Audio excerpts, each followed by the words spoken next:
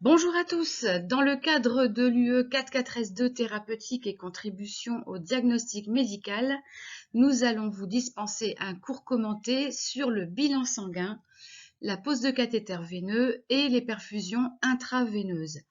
Ce cours est d'ailleurs suivi d'un TD qui vous sera proposé après la théorie. Première partie, le bilan sanguin.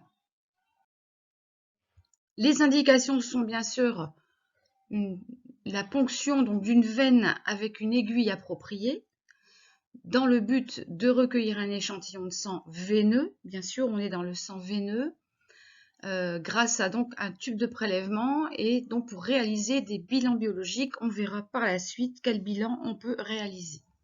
Ça permet bien sûr le dépistage, donc poser, vérifier et affiner un diagnostic médical, ou aussi dans le cadre de suivi de pathologie. Nous allons bien sûr recueillir le matériel pour le prélèvement. Donc pour ça, on va utiliser une aiguille sécurisée à usage unique. Maintenant, vous allez surtout voir des épis crâniennes pour faire le bilan sanguin. Vous allez avoir besoin d'un corps de pompe à usage unique pour pouvoir adapter l'aiguille, d'un garrot, les tubes à prélèvement nécessaires en fonction de ce qui est demandé dans le bilan sanguin, un bon que vous allez remplir, des étiquettes patients, du coton ou compresse non stérile pour pouvoir faire l'antisepsie cutanée, un adhésif, des gants non stériles pour éviter les accidents d'exposition au sang, un sachet de transport des tubes pour les amener au laboratoire, une protection plastifiée, un antiseptique alcoolique pour l'antisepsie cutanée, du chat, un détergent désinfectant pour le bio-nettoyage et bien sûr un conteneur à objets piquants tranchants et voire des sacs à déchets s'il y a des risques biologiques. Alors bien sûr, en fonction de la prescription médicale et du bilan sanguin à réaliser, vous allez devoir aller rechercher les tubes nécessaires pour pouvoir réaliser votre bilan sanguin. Vous allez avoir des tubes assez disparates qui vont être reconnaissables grâce à la couleur du bouchon et qui vont donc vous permettre de faire votre prise de sang. Et il va falloir bien sûr connaître qu'est-ce qui correspond à quel examen. Donc au niveau des bouchons, vous avez des bouchons transparents qui vont donc être souvent des tubes où il n'y aura rien dedans, c'est des tubes sans additifs. Le tube à bouchon bleu est un tube à citrate, va permettre l'hémostase, donc tout ce qui est bilan de coagulation. Tout ce qui est tube marron clair avec du gel séparateur de sérum va permettre, vous verrez, pas mal d'examens. Les tubes verts sont des tubes héparinés et qui vont surtout servir au ionogramme. Le tube violet à EDTA va permettre la NF. Le tube gris, tout ce qui est glycémie. Et ensuite, vous pouvez avoir un tube orangé, un tube à thrombine qui se fera en dernier. Voilà à peu près les tubes que vous pouvez rencontrer dans le cadre du bilan sanguin. Bien sûr, il y a un ordre des tubes parce qu'il y a des tubes qu'il faut prélever tout de suite après avoir ponctionné le patient parce qu'ils supportent mal en fait l'attente, notamment donc les tubes bleus, les tubes citratés qui servent à faire le bilan de coagulation. Donc qui dit coagulation dit qu'il faut un sang extrêmement frais et donc ne pas faire attendre le tube. Donc on va faire ce tube en premier. Ensuite, on va plutôt prélever le tube marron, donc qui va lui servir à beaucoup d'éléments, on verra après. Le tube vert va être prélevé aussi dans la minute, puisque c'est un tube qui va servir au ionogramme, et donc notamment qui va être perturbé si on attend un peu trop longtemps, notamment qui peut perturber les taux de potassium. Ensuite, on prélèvera le tube DTA donc pour faire la NFS, puis le tube gris pour la glycémie et le reste des tubes. Si on doit faire des hémocultures ou qu'on doit utiliser un tube neutre sans additif, on le fera en premier lieu. Bien entendu, il faut respecter le niveau de remplissage des tubes. Vous pouvez observer sur les tubes qu'il y a une petite indication à ce sujet. Et il faut, une fois qu'on a prélevé le patient, retourner lentement chaque tube pour bien mélanger le produit qui est dans le tube avec le sang. Un petit aperçu de tout ce qu'on peut faire donc avec chaque tube. Donc vous voyez, le tube sec va servir essentiellement à la digoxine, donc qui est vraiment, on va dire, un bilan très particulier pour les patients qui sont sous digitalique. Ensuite, le tube sec avec du gel va servir à un nombre très important d'examens. Donc je ne vais pas les détailler, mais vous pouvez regarder un petit peu ce qui est noté, effectivement. Donc généralement, tout ce qui n'est pas dans les autres tubes spécifiques, on va prélever sur ce tube sec gel.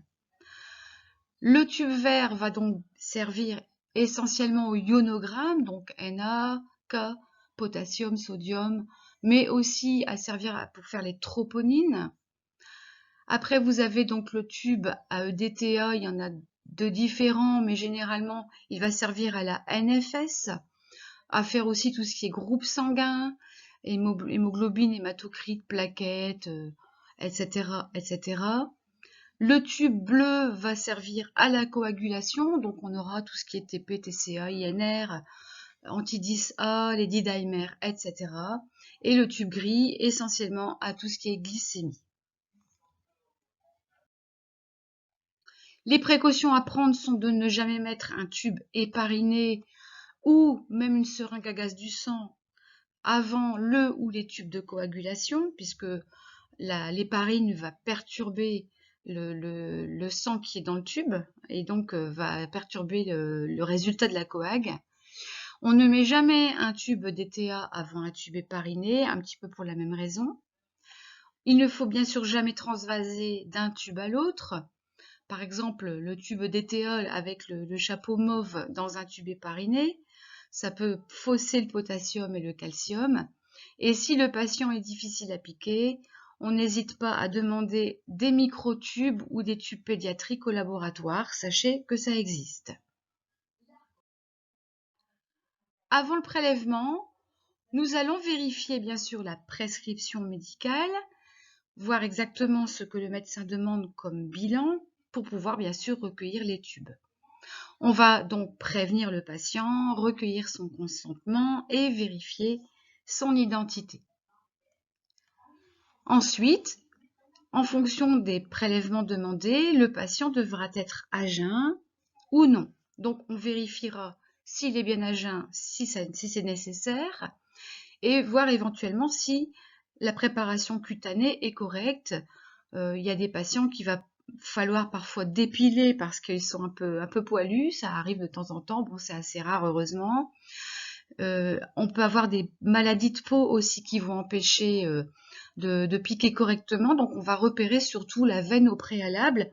Donc c'est le moment d'aller prendre son petit garrot et d'aller le mettre au patient pendant qu'on fait l'identito, et puis de lui demander de serrer le poing et de regarder où est-ce qu'on va piquer, et ensuite donc on enlève le garrot et on retourne dans la salle de soins pour aller chercher le matériel.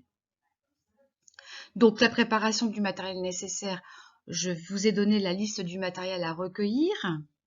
Et ensuite, donc, on va identifier les tubes en étiquetant ceci grâce donc à l'étiquette patient. Cette étape, elle se fait dans la foulée et elle ne doit pas être préparée normalement au préalable lors d'un poste précédent, par exemple par l'équipe de nuit. Hein, normalement, c'est pas autorisé. Je vous rappelle la règle des 5B. Pendant le prélèvement, donc je ne vous parlerai pas trop des accidents d'exposition au sang puisque vous aurez le cours sur les AES dans l'UE 45S2, donc qui va être dispensé en parallèle de l'UE 44S2.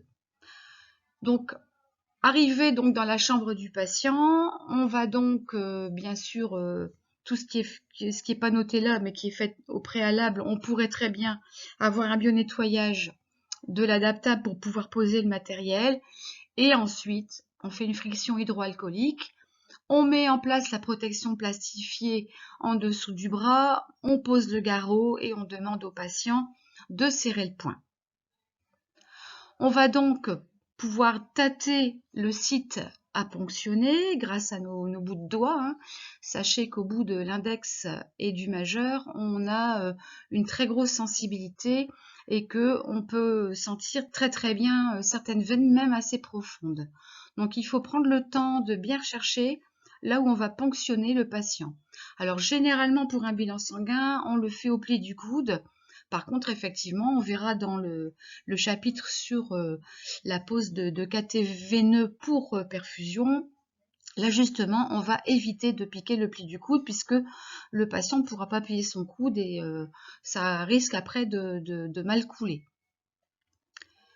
Donc, une fois qu'on a bien vérifié là où on va piquer, c'est là qu'on va commencer donc à faire une friction hydroalcoolique et à mettre donc les gants à usage unique non stériles.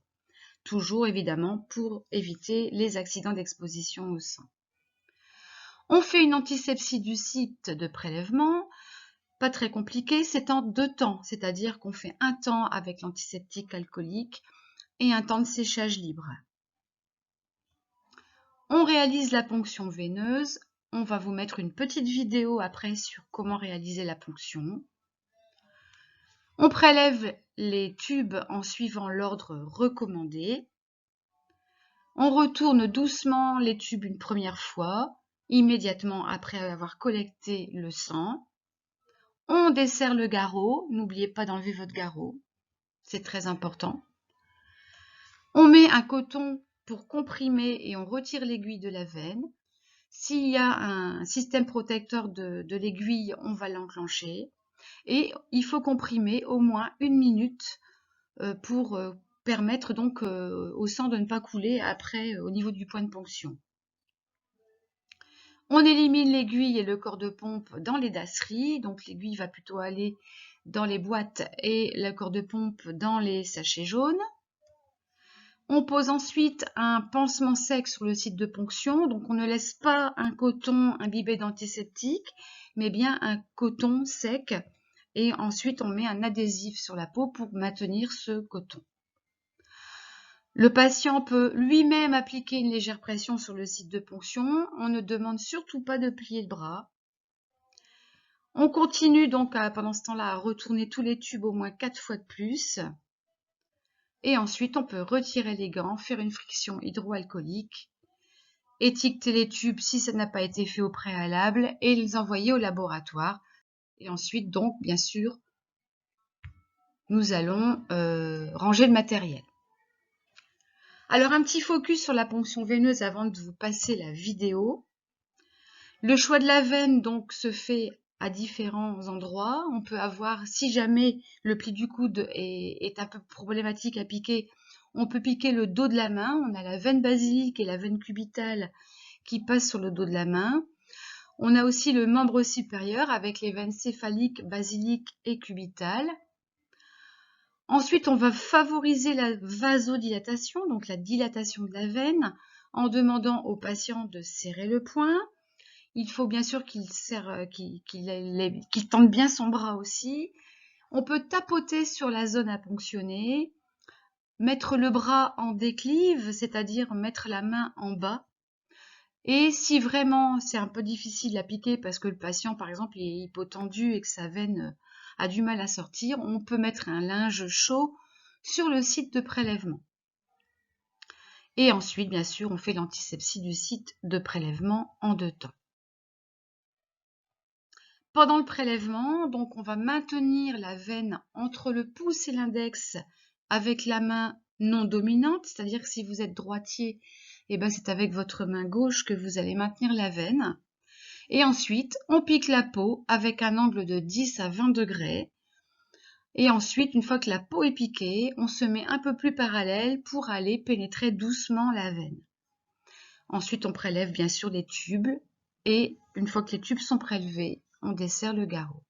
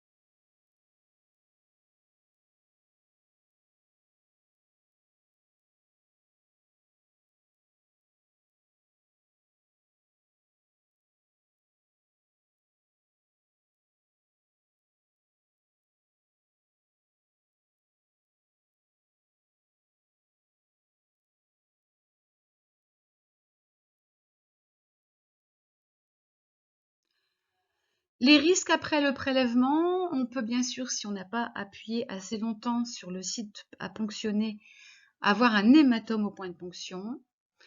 On peut aussi avoir un défaut de reflux de sang, pour les gens notamment qui sont hypotendus. Donc la veine n'est pas ponctionnée, ou elle est transpercée, ou la veine n'est pas ou trop peu comprimée. Ça arrive souvent, donc serrez bien vos garrots. On peut avoir des douleurs parce qu'il y a des petits nerfs qui passent au niveau cutané et que parfois on en a lésé un en passant. On peut avoir des patients un peu émotionnés qui vont faire un malaise vagal. Et très rarement, on pourrait ponctionner une artère. Ça arrive quand même rarement, mais ça peut arriver. Donc, on va bien sûr vérifier l'absence d'apparition d'hématome, l'absence de saignement et l'absence de douleur quand on passera voir le patient quelque temps après. Hein, on vérifiera tout ça. Quelques normes à connaître. Alors, vous n'avez pas forcément de cours sur les normes biologiques. Enfin, vous avez certainement un médecin qui va venir vous expliquer tout ça, mais je vous conseille quand même fortement d'apprendre vos normes. Les normes, on va dire les essentielles, c'est-à-dire tout ce qui est hémogramme, bilan de coagulation et ionogramme sanguin, c'est un minimum à connaître, avec surtout la norme au moins pour les hommes et les femmes. C'est important parce que il y a des endroits où vous allez être, notamment, je pense, ça peut être des services de réanimation ou de blocs opératoires qui ont donc un tout petit laboratoire attenant propre à leur service qui leur sert à faire des bilans sanguins en urgence et parfois on a les résultats qui arrivent et il n'y a pas les normes à côté. Donc si vous n'arrivez pas à détecter un problème chez le patient, ça peut être problématique. Alors allez-y doucement, hein, il ne faut pas essayer de tout apprendre d'un coup. Prenez le temps de rabâcher, d'apprendre les normes biologiques. C'est essentiel pour la pratique de votre métier. D'autres examens donc à connaître aussi, hein, que là je vous donne, qui sont parfois quand même réalisés de manière, on va dire, fréquente. Hein. Je pense notamment à tout ce qui est ALAT, ASAT, gamma GT, la bilirubine, le cholestérol, triglycérides, T3, T4 aussi pour la thyroïde. Voilà, c'est des examens aussi qu'on fait assez fréquemment et qui méritent toute votre attention. Deuxième partie, la pose de cathéter veineux. Les indications donc d'une perfusion intraveineuse, c'est quand on doit donc assurer généralement une injection continue intraveineuse d'une quantité précise d'un produit quelconque. Hein. Donc souvent ce sont bien sûr des traitements, des solutés, ça peut être des solutions physiologiques ou encore des produits dérivés du sang, hein, comme la transfusion sanguine. Ça peut être évidemment dans un but thérapeutique ou diagnostique, et quand c'est fait à un rythme régulier étalé dans le temps. Donc on ne va pas sans arrêt piquer le patient, on va laisser en place un cathéter, on vous montrera à quoi il ressemble. On peut aussi poser un cathéter pour des injections discontinues mais répétées, donc c'est pour vraiment éviter aux patients d'être piqués sans arrêt. Ça permet de respecter bien sûr le capital veineux en évitant les ponctions veineuses répétitives.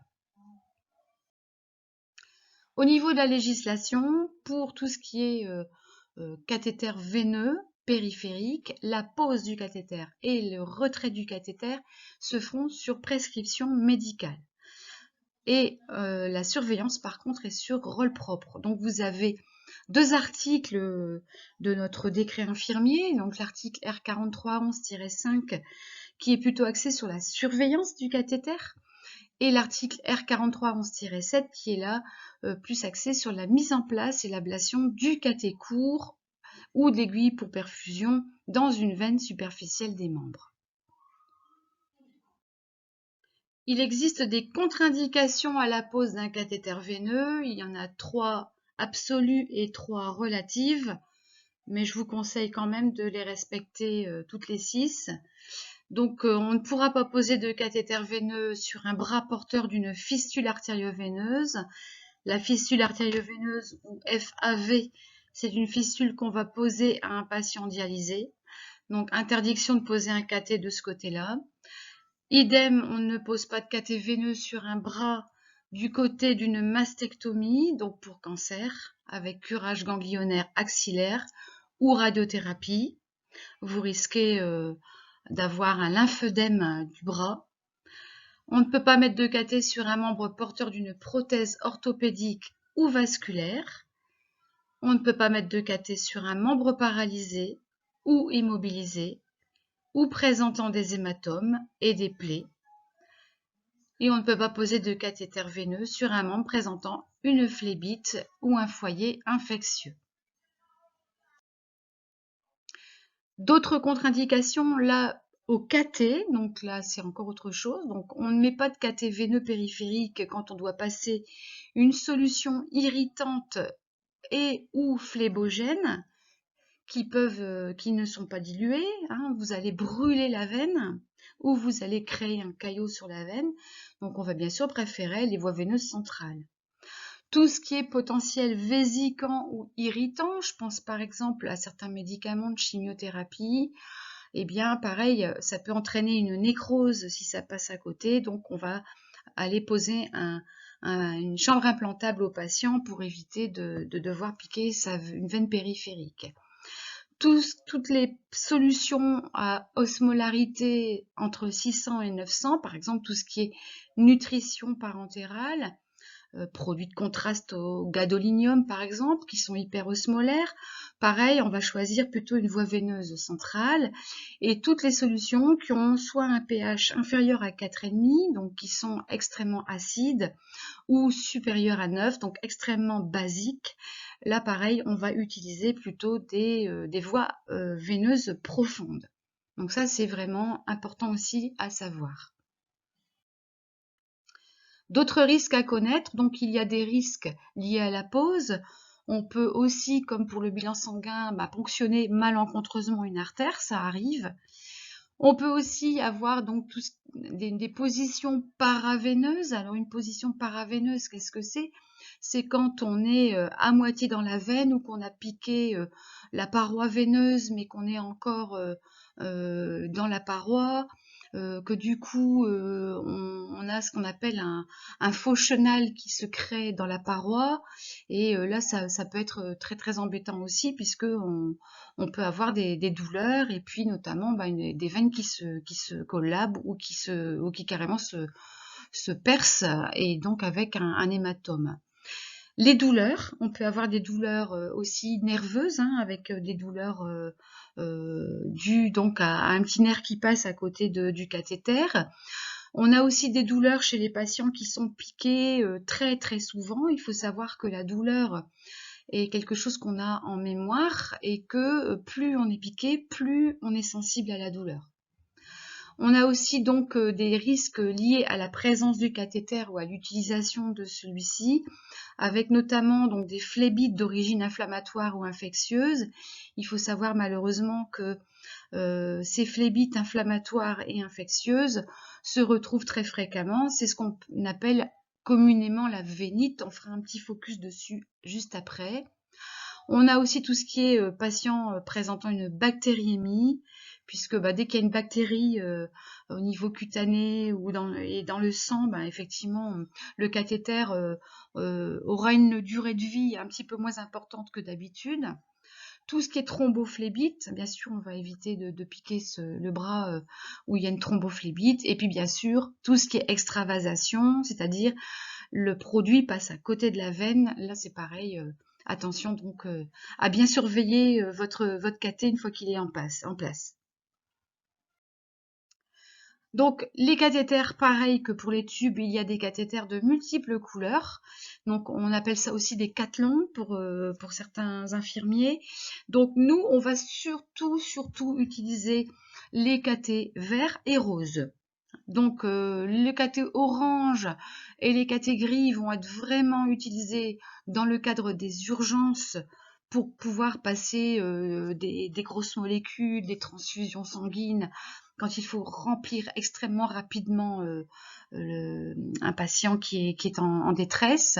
Ça va être aussi utilisé dans des services de radiologie, par exemple là où il faut faire des scanners sous injection, où on doit ponctionner une veine et donc injecter un produit de contraste, par exemple, assez rapidement. Donc généralement, si vous êtes dans un service classique, vous n'utiliserez pas les cathlons orange et les cathlons gris. On va vous demander surtout de poser donc un cathlon vert ou un cathlon rose. Beaucoup, ça sera le rose. Le rose va pouvoir passer tout ce qui est perfusion courante de 2 à 3 litres par jour. Par contre, tout ce qui est cathlon vert va pouvoir permettre une transfusion sanguine, par exemple. Ensuite, les cathlons bleus, vous pouvez aussi voir ce genre de cathlon pour les perfusions en pédiatrie ou pour les adultes qui ont des petites veines. Et cathlon jaune, c'est extrêmement rare d'en voir et c'est vraiment plutôt utilisé en néonate chez les tout petits. Alors voici un schéma d'un cathéter veineux périphérique. Il en existe bien sûr de multiples, hein, mais là au moins vous avez déjà, on va dire, la composition de ce petit dispositif qui est quand même extrêmement bien fait. Donc vous voyez, on va commencer donc par le haut. Donc vous avez donc ce qu'on appelle une poignée. Donc là elle est cannelée, c'est-à-dire qu'elle sert bien. Elles sont pas forcément toujours comme ça, mais elle permet donc de maintenir le cathéter pour pouvoir ponctionner le patient. Ensuite, vous avez donc au-dessus de cette cannelure un bouton de sécurité qui est un mécanisme qui donc active l'orientation du biseau de l'aiguille. Ensuite, vous avez donc un code couleur, donc vous avez vu, qui permet d'identifier les tailles du cathéter. Puis vous avez l'aiguille avec un biseau qui est extrêmement lisse pour le confort du patient. Donc sur ce biseau, normalement, vous avez donc un mandrin en polyuréthane radio-opaque qui permet d'être détecté donc grâce à la radiologie. Donc ça, c'est bien aussi. Vous avez ensuite donc une connexion donc métallique, puis une embase de cathéter, et dans l'embase, vous avez une valve anti-retour en fait, qui permet au sang de ne pas s'en aller une fois que vous enlevez le reste du cathéter. Donc vous verrez dans la vidéo, c'est extrêmement bien fait et tout le geste en fait, une fois qu'on l'a acquis, est assez naturel. Le matériel à préparer, bien sûr en vérifiant les dates de péremption et l'intégrité des emballages. Vous allez donc prendre un cathéter veineux périphérique, un ou plusieurs en fonction de la difficulté pour piquer votre patient. Vous allez récupérer des compresses stériles, des gants à usage unique non stériles en latex sauf si allergie, un garrot propre, un pansement stérile de type Tegaderm, un antiseptique alcoolique, une solution hydroalcoolique, une protection de type Medprotec, un sparadrap et bien sûr, vous verrez bien si vous avez un pied à perfusion dans la chambre, sinon il faudra en installer un. Et vous pourrez bien sûr emmener avec vous s'il y a perfusion, donc la perfusion avec le perfuseur, le prolongateur éventuellement, le robinet, la valve bidirectionnelle et ou l'obturateur. Bien sûr, ne pas oublier le collecteur d'Asri pour pouvoir mettre l'aiguille après avoir piqué le patient. On va procéder donc à une antisepsie rigoureuse du site de prélèvement et cette fois-ci, on le fera en 3 temps. Donc 2 temps d'antiseptique alcoolique plus un temps de séchage libre. Alors pourquoi en 3 temps? Parce qu'on va laisser le matériel en place contrairement au bilan sanguin. Ensuite, donc, on a bien sûr le choix du site. On va privilégier le membre supérieur non dominant, main et avant-bras, en commençant par la partie distale du membre, puisque quand on va piquer un membre, le matériel va rester, le cathéter va rester en place pendant quelques jours. Et il se peut que au bout de 2-3 jours, ça se bouche, on ait une petite vénite ou quelque chose comme ça. Et en fait, si vous piquez trop haut sur votre membre, eh bien en fait, le reste de la veine qui va aller jusqu'à la main sera abîmé et vous n'aurez plus de place pour piquer. Donc, quand on sait qu'on va devoir piquer un patient très souvent, eh bien, on va d'abord privilégier la main, puis les poignets, puis les avant-bras, avant de finir par le pli du coude. Et on évitera bien sûr au maximum le pli du coude et les articulations. Et on évitera aussi bien sûr les membres inférieurs, puisque ce sont des zones extrêmement douloureuses et phlébogènes, puisque les membres inférieurs sont beaucoup plus phlébogènes que les membres supérieurs. On favorisera de la même manière que pour le bilan sanguin la vasodilatation avec diverses techniques que je vous ai déjà expliquées. Un petit schéma donc pour visualiser les veines qu'on peut ponctionner pour une pose de cathéter.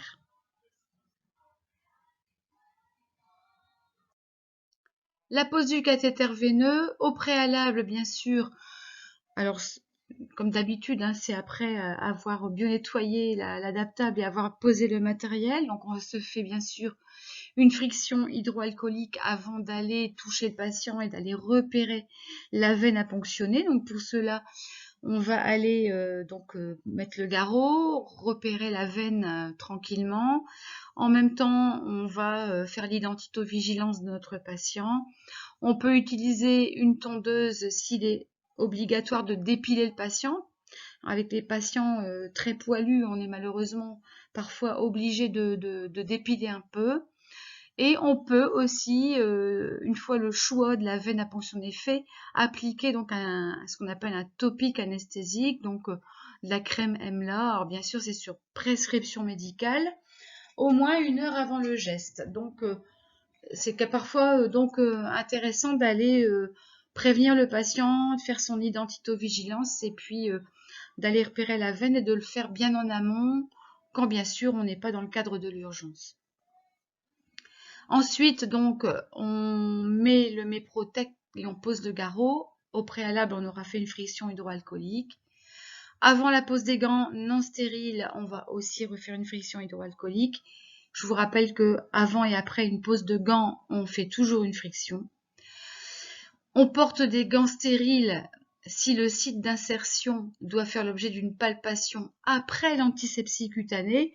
Quand par exemple on a quelqu'un qui est extrêmement difficile à piquer, le fait d'avoir repéré la veine en amont parfois est insuffisant et après l'antisepsie, on est obligé de retoucher la peau. Donc là, il sera obligatoire de mettre des gants stériles. Mais pour la plupart de nos patients qui ont des veines visibles, nous n'allons pas mettre de gants stériles, mais ça veut dire qu'une fois que l'antisepsie est faite, eh bien, on ne pourra plus toucher à la zone à ponctionner.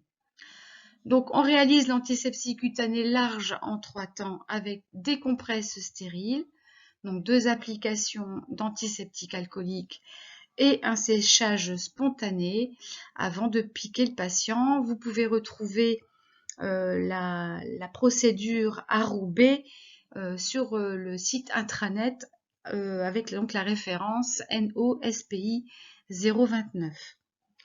On pose le cathéter, on vérifie bien le retour veineux et donc après on enlève le garrot, on appuie sur le petit bouton blanc pour rétracter l'aiguille, on élimine donc celle-ci dans le collecteur OPCT qui est placé bien sûr assez près de nous. S'il n'y a pas de perfusion à poser, on va mettre un obturateur ou une valve bidirectionnelle. S'il y a une perfusion, on peut la brancher au dispositif soit directement, soit sur la valve bidirectionnelle. Et bien sûr, on va faire cette manipulation à l'aide de compresses stériles. On maintient le cathéter à l'aide de la bandelette adhésive stérile du Tegaderm pour éviter la mobilisation du matériel dans la veine. On effectue un retour veineux. Donc, pareil, le retour veineux, on prend la perfusion et on la met un peu plus bas que le point de ponction et on voit que le sang revient. Ensuite, vous pouvez ôter vos gants, Poser le pansement occlusif stérile transparent en englobant bien le point de ponction et en assurant une contention efficace. On met un sparadrap de maintien sur la tubulure et on fait une friction hydroalcoolique. Bien sûr, on peut ensuite évacuer les déchets, ranger l'environnement. On fera un bio-nettoyage aussi. Et si le patient est autonome, on lui recommande de ne pas manipuler les perfusions, ni les connexions, ni les pansements, et on ira faire nos transmissions.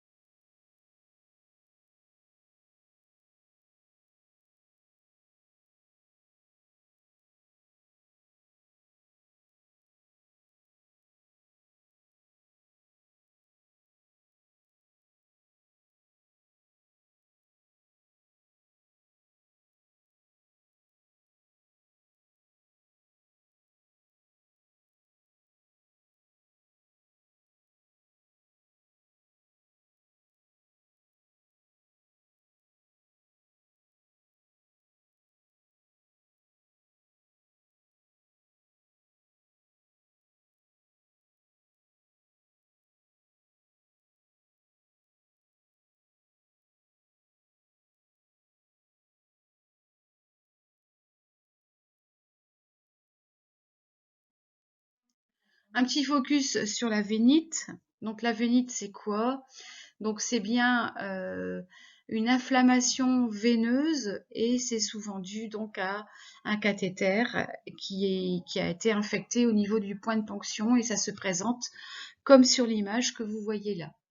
Donc ça va être soit à cause du produit injecté qui est trop irritant, ça peut être aussi malheureusement une réaction à cause du cathéter ou à cause de piqûres itératives et ça peut se compliquer en thrombose ou en phlébite superficielle. Donc attention à la vénite. On a donc une sensibilité, donc avec rougeur, douleur, chaleur, œdème, un suintement au point de ponction, une induration aussi. Et donc, on doit alerter. Il faut savoir que c'est une déclaration qui doit se faire donc parce que c'est une infection nosocomiale très souvent. Donc, on s'en rend compte aussi parce que le débit de perfusion diminue ou il est positionnel. Et donc, on a une persistance de retour veineux dans le cathé. Et on peut aussi avoir des patients qui présentent une hyperthermie. Donc, la norme, c'est quoi? Un cathéter est inséré au maximum 96 heures. Au bout de 96 heures, si on doit continuer à perfuser le patient, on doit changer le point de ponction et on doit repiquer le patient. Donc, qu'est-ce qu'on fait? Il y a un retrait du cathéter qui se fait. On ne doit pas désobstruer en force, surtout pas. Et on repose un nouveau cathéter à distance du foyer infectieux. Et ensuite, on fait un signalement interne d'infection nosocomiale via l'intranet pour l'hôpital de Roubaix. Troisième partie, les perfusions intraveineuses. Donc, au préalable, nous allons vérifier la prescription médicale et les transmissions, la date de péremption du matériel et l'intégrité des emballages. Pour chaque préparation, donc, on va identifier le nom du patient. Bien sûr, on fera aussi identitovigilance auprès de notre patient. Sur la perfusion devra apparaître le nom du médicament, le dosage, le débit de la perfusion et la date et heure de mise en place. Les informations peuvent être inscrites sur la préparation, poche souple, poche rigide ou flacon, à l'aide d'un marqueur ou d'une étiquette prévue à cet effet. Au niveau du matériel, des tubulures et des robinets, il en existe de multiples différents. On a bien sûr ce qu'on appelle les perfuseurs simples. Donc ce sont souvent des perfuseurs qui se terminent par un petit bouchon. Il n'y a pas de robinet forcément dessus. Et donc qui est composé d'un perforateur. Donc le perforateur, c'est la grosse, on va dire le gros embout qui va piquer la perfusion en elle-même. Une prise d'air, on verra après donc dans les vidéos à quoi servent les prises d'air. Une chambre compte-gouttes qui va vous permettre de calculer votre débit. Ensuite, vous avez la tubulure, la roulette de réglage du débit, le raccord terminal et le bouchon. Vous pouvez aussi avoir des perfuseurs 3 voies, c'est-à-dire que ce sont des perfuseurs simples munis ensuite d'un robinet 3 voies qui est intégré au perfuseur. Ensuite, on peut avoir donc un perfuseur avec un régulateur de débit, ce qu'on appelle assez communément le dial à flot, qui est aussi un perfuseur simple avec une petite molette de réglage du débit, qui est donc assez précis. Vous pouvez encore avoir des régulateurs de débit beaucoup plus précis, avec des systèmes vraiment extrêmement précis qui permettent donc de vraiment calculer au millimètre près ce qu'on injecte à notre patient. Après, on a donc du matériel annexe avec les robinets 3 voies qu'on peut adapter en plus de ce qu'on a déjà, et voire même des rampes de robinet 4, 5 voies, voire plus, qui permettent donc la réalisation de montages complexes pour l'administration simultanée ou alternée de perfusion. Voilà à quoi ressemble un régulateur de débit de type dial à flot. Donc attention, il y a donc des règles à respecter. Il ne faut pas forcément se fier à ce qui est noté sur le régulateur de débit. Il faut toujours aller vérifier au niveau donc de la chambre de compte-gouttes si on a bien le bon débit. Donc on va compter les gouttes malgré tout, même si le régulateur de débit souvent est en ml/heure, ça arrive, hein. Eh bien vous allez là par contre faire attention et aller quand même recalculer votre débit en gouttes par minute, hein. Donc on va contrôler le débit 15 minutes après la pause, puis au moins toutes les 2 heures. Donc généralement ce régulateur de débit est calibré pour des cathéters courts ou des aiguilles de calibre supérieur ou égal à 22 G. Donc attention aussi à ça. Et on va respecter une hauteur de 1 mètre entre le flacon et donc ce qu'on appelle la ligne médio-axillaire du patient. C'est-à-dire que le flacon doit être mis au moins 1 mètre au-dessus du patient. C'est contre-indiqué en néonatologie parce que c'est trop aléatoire comme système. Donc, qu'est-ce qu'on peut mettre sur le régulateur de débit? Au niveau donc des solutés, on va pouvoir mettre tout ce qui est glucosé à 5 ou 10%, tout ce qui est chlorure de sodium aussi, toutes ces perfusions assez simples, le mannitol, le chlorure de magnésium, l'osmotan, procaïne, bicarbonate de sodium. Qu'est-ce qu'on ne peut pas mettre?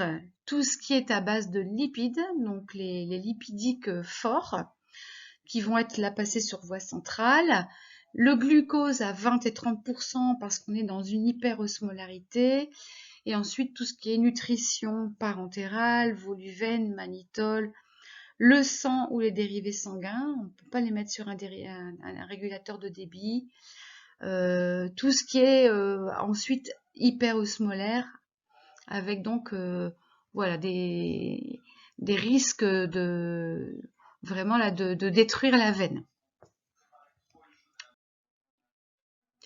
Au niveau des poches, donc un petit graphique qui vous paraît peut-être un peu rébarbatif, mais que je vais vous expliquer. Donc, comment on ouvre une poche? On vous passera aussi un petit film sur la pose de la perfusion. Donc, bien sûr, l'emballage du perfuseur se fait au moment de la connexion. Donc, on le laisse le plus longtemps possible dans son emballage. Il y aura une hygiène des mains avant de manipuler la poche, bien entendu. On va vérifier la possible fermeture de la prise d'air. Et donc, dans les poches, on va la fermer. On ne gardera pas une prise d'air ouverte. On va ouvrir la roulette, la déplacer sur la tubulure pour la mettre à l'endroit précis où on souhaite la voir. Hein. Souvent, on la met de manière distale, donc près du patient, et on la referme. Ensuite, on retire l'embout protecteur du perforateur. Je vous rappelle que c'est l'embout qui va servir à piquer donc dans la poche de perfusion. On percute la poche par rotation quart de tour, c'est-à-dire que le terme percuter une poche, c'est quelque chose que vous entendrez souvent. Donc, on insère le perforateur et on tourne d'un quart de tour pour, jusqu'à la butée, bien insérer ce perforateur dans la poche de perfusion. Ensuite, on réalise la purge. On fait une purge, ce qu'on appelle une purge à l'envers. On vous montrera aussi dans la vidéo. On place donc la poche à l'envers. On ouvre la roulette. On chasse l'air par pression sur la poche, donc toute l'air sera partie de la poche, elle va arriver donc dans la chambre compte-gouttes qu'on va remplir au 1/3. Une fois que la poche compte-gouttes est remplie au 1/3, on referme la roulette, on remet la poche en hauteur, donc là on retourne la poche, on peut l'accrocher même au pied de perfusion, et on termine la purge en ouvrant la roulette jusqu'au bouchon hydrophobe. Donc, une fois que cette poche ensuite est suspendue donc au pied à perfusion, eh bien donc on va l'adapter sur le patient. Donc, si le patient n'est pas piqué, il va falloir lui poser son cathéter. Par contre, donc s'il est piqué, eh bien on va pouvoir utiliser le connecter donc au perfuseur, donc en faisant bien sûr au préalable une friction hydroalcoolique. On connecte le perfuseur à la voie d'abord par verrouillage manuel, puisque vous savez que c'est vissable, en respectant les règles d'asepsie, et notamment l'utilisation de compresses stériles imprégnées de biseptine alcoolique ou d'antiseptique alcoolique. Ensuite, on règle le débit par décompte des gouttes dans la chambre compte-gouttes. On vous rappelle que 1 ml égale 20 gouttes. Et puis, si on doit remettre d'autres poches une fois qu'une poche est terminée, on va donc toujours laisser la prise d'air bien fermée. Maintenant, si le matériel est du flacon vert, on va enlever l'opercule du flacon et on va désinfecter le bouchon avec une compresse imprégnée de biseptine alcoolique. On ouvrira l'emballage du perfuseur toujours uniquement au moment de la connexion. On fera donc une friction hydroalcoolique avant de manipuler le flacon. On vérifiera la bonne fermeture de la prise d'air. On ouvrira le régulateur de débit. On le déplacera sur la roulette pour l'avoir là où on le souhaite. On maintient la roulette ouverte. On retire l'embout protecteur du perforateur et on perfore le bouchon avec le perforateur jusqu'à la butée. Une fois que ça c'est fait, on referme la roulette et on remplit la chambre compte-gouttes au 1/3 par pression sur celle-ci. Et seulement ensuite, on pourra ouvrir la prise d'air pour pouvoir purger la tubulure en manipulant la roulette et en l'ouvrant. Et on purgera jusqu'au bouchon hydrophobe. Une fois que bien sûr que ça sera fait, on refermera la roulette et on suspendra le plafond à la potence ou au pied de perfusion. Et ensuite, donc, comme pour le matériel qui utilise les poches, on fera une friction hydroalcoolique avant de connecter le perfuseur à la voie d'abord. Et bien sûr, on le connectera en respectant les règles d'asepsie et en utilisant des compresses stériles imprégnées d'un antiseptique alcoolique. Puis, il faudra régler le débit par décompte des gouttes dans la chambre compte-gouttes. Et bien sûr, là par contre, quand on changera la perfusion, la prise d'air restera ouverte.